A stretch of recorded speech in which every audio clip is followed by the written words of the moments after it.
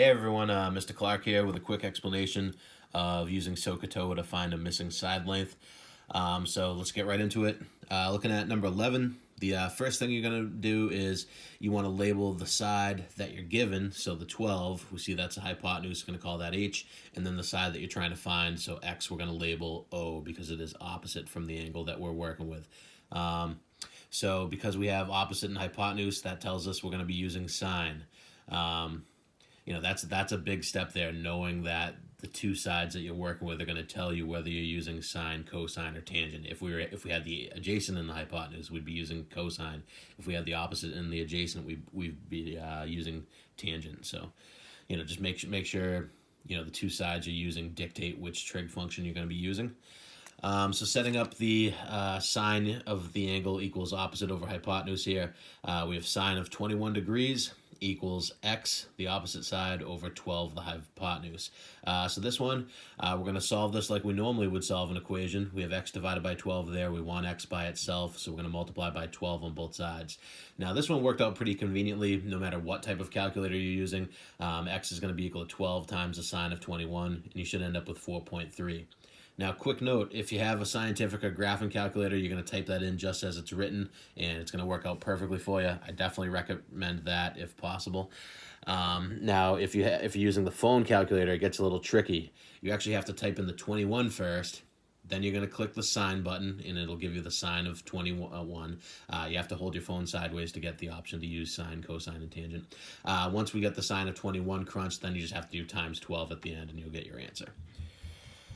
Now, number 12 is going to get a little bit tricky if you're using the phone calculator. Another option is you can use Google, and we'll talk about that.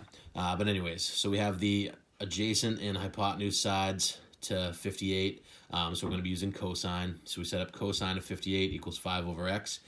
Now, there's a little shortcut you guys can use when you have this set up, when you have a variable in the denominator. Basically, if you want to, you can just put an arrow in the middle here and just switch the places of x and cosine of 58. That's ultimately what's going to happen on this problem when we solve it out.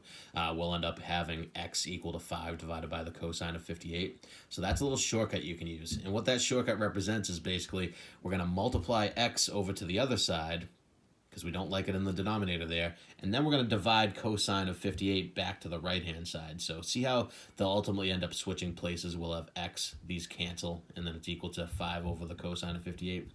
So that's a little shortcut in the future if you want. Just draw an arrow there and just switch spots. You don't have to go through the process of multiplying x over and then dividing. Anyways, so if you have, a normal scientific or graphing calculator, again, you can just type in 5 divided by cosine of 58, close the parentheses, hit enter, and you're good.